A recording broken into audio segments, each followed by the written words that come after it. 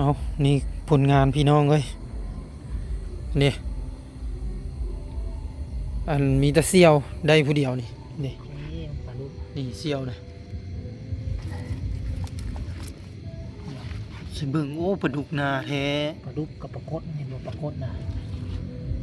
มันจะซิกปลาดุกขึ้นมากันดู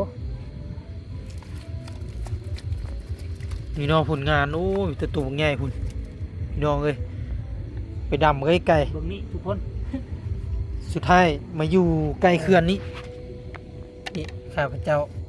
3-4ตัว นี่ปลานี่ก็มี เอาอีกแล้ว ปลาดุกนี่โอ้ปลาคดมันตายเด้ นี่ ปลาคดปลาดุกบ่ เอา นี่ ประมาณนี้ละทีมงานมาหัวหน้าจูเฮา โอ้ โอ้ปลาดุก ลูกหน้าแล้วก็ห้ามตายจักโตเลยนี่ ใส่โล บ่ตามก็2 โลปลายนะแต่ว่าคล่องนี่คล่อง4 โลพุ่นน่ะนะ คือปลาดุกอุ้ย เนาะ อือ นี่นะ โอ้ปลาดุกนาแท้หัวใหญ่ๆจังสิ เอออ่าพอ ปลาดุกอุ้ย ถ้าเอาไฟมามันเลือกนี่เอาปลาคดอ่ะ แล้วแต่ เอาใส่ปลาดุกมองแม่ง แล้วแต่ตัวเสี่ยวให้ แบ่งกันได้แล้วก็แบ่งกัน เอานี่เนาะ นี่นะนอกจากปลาดุกปลาคด แบ่งกันไปกินพละเล็กละน้อย นี่นะ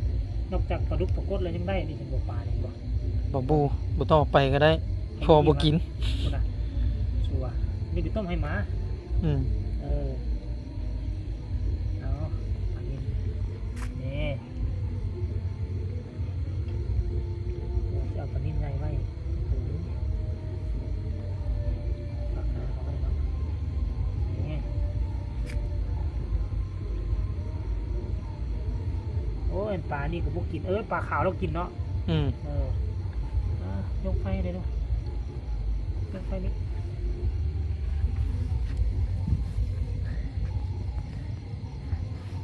ไม่คุณเลยเอาปลาเนี่ยให้สองแล้วยกไหมนะ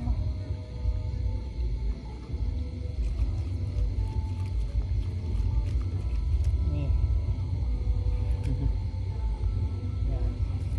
ปลานิ่นตัวซ้ำนี่อยู่สปริงเวย์พร้อมหลายมึงอ่ะ